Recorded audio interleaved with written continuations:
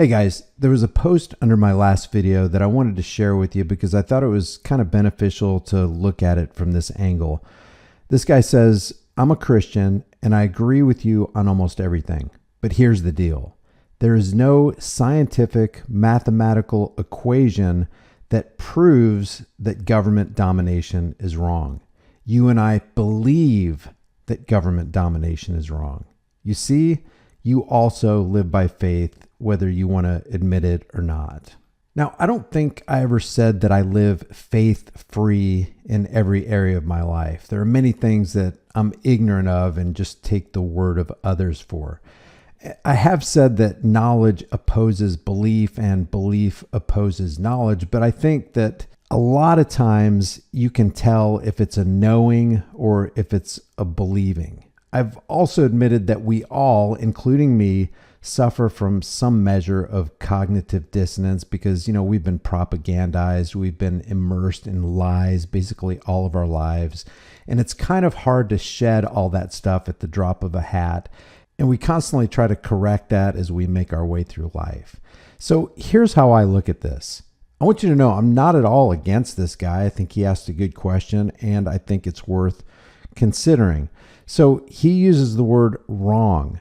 Well, wrong can be defined as unjust, dishonest, or immoral behavior. He says that I believe that government domination is wrong and that there's no scientific mathematical equation that proves that government domination is wrong. Well, I kind of asked myself the question, how do agents of government exercise this dominance? They violate the will of others through threats, deception, and coercion. And if you resist the violation, they use force to bring you under control. Now, if you, being a non-government individual, behave in the exact same way toward others, they throw you into jail and say you've committed a crime because you have. For example, if you violate the will of a woman and force her to have sex, it's called rape, and rape is wrong, right? When you violate a homeowner's privacy, exercise dominance over him against his will by breaking into his house, harming him and stealing his property, have you done wrong? Have you done wrong when you pick a wallet out of the pocket of a stranger at a bus station? I don't think or believe these actions are wrong. I know them to be wrong. It's kind of self-evident. Why? Because you wouldn't want to be raped, have your home broken into and your life jeopardized, and you wouldn't want your wallet stolen out of your pocket. My thought is that sane, honest people understand that the role of government is predicated on violating consent. If they're not violating consent and going against your will, they're not government. And just because a whole lot of people believe that agents of government have the moral right to do things the rest of us just can't do without being rightly jailed, doesn't make their actions any less wrong. Government agents are merely human beings who believe that they have the right to steal from you and harm you. Is that not objectively wrong?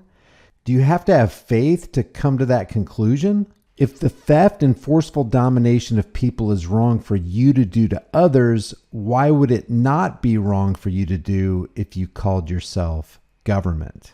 Do we really need a scientific mathematical equation to understand that a man dominating over another man in violation of his will is wrong? How is faith required in the area of understanding the nature of governmental domination?